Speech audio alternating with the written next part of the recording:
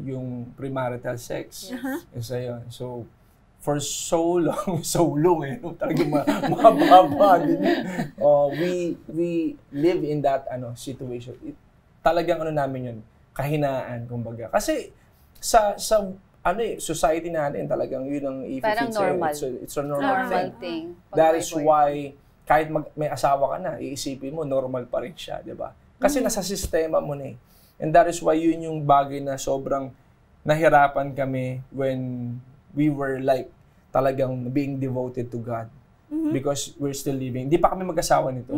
Kaya nagkaroon kami ng specific decision nung nag-propose ako sa kanya. Ang galing lang.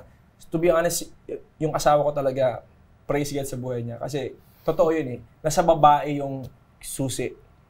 Kahit anong pilit ng isang lalaki kung hindi ibibigay ng babae yung Teka, diamond. I beg to disagree. Seryoso ba? Disagree? Kasi bakit mo siya pipilitin kung ayaw naman niya? Hindi, yun nga. Exactly. Yung kumbaga para sa kanya, kasi mag-fall sa rape yun kapag pinilit mo. Diba? Ibig ko sabihin, like, nasa babae talaga pag ayaw nila, wala talaga mangyayari. Not unless pipilitin mo, mag-fall sa rape yun. Pero pag may self-control talaga yung babae, pag talagang firm siya, no?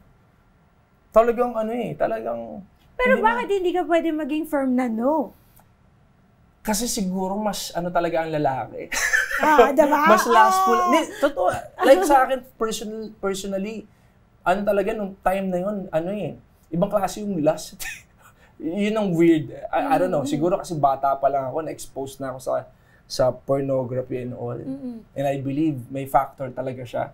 Kaya ganun. So, yeah, but I think what I'm trying to say is, the responsibility of not having sex will not merely fall on the women. Yes. It should also fall on the man, di ba? Yeah. Kasi kung pipilitin mo, tapos mag-no siya, talaga mag-no.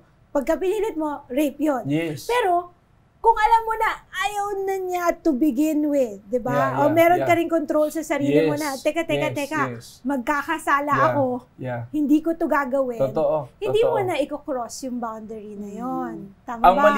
Ang mali lang lalo sa time namin is that dahil nagkasundo kami mag-abstain.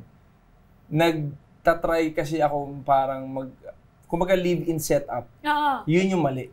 Kaya ako talaga, I don't encourage people, kahit yung mga kinakasan na mag-jowa na mag-live-in. Kasi yun yung part na matatempt ka to fall, kahit sabihin mo ayaw nyo, mas malaki yung chance kasi ma-fall kayo because tabi kayo matulog. Kasi parang you're putting yourself in that situation and you're giving yourselves that opportunity when it's not within your sexual value. So wag na lang, diba? Pero kung hindi nyo gustong mangyari, wag na kayong pumunta.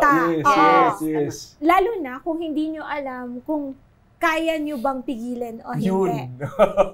Parang gano'n, diba? Magpo-fall rin yung responsibility rin sa'yo. Tama yun, Doc. Maganda yun. Magpo-fall talaga sa man. Kasi dapat talaga, which technically, si Lord dinesign talaga ang man to be the leader of the family. So kung hindi mo talaga kaya i-control din yung sarili mo to lead yung mapapangasawa mo, not to fall sa ganun. Tama yun. Ako, lesson din sa akin yun eh. Sabihin na lesson.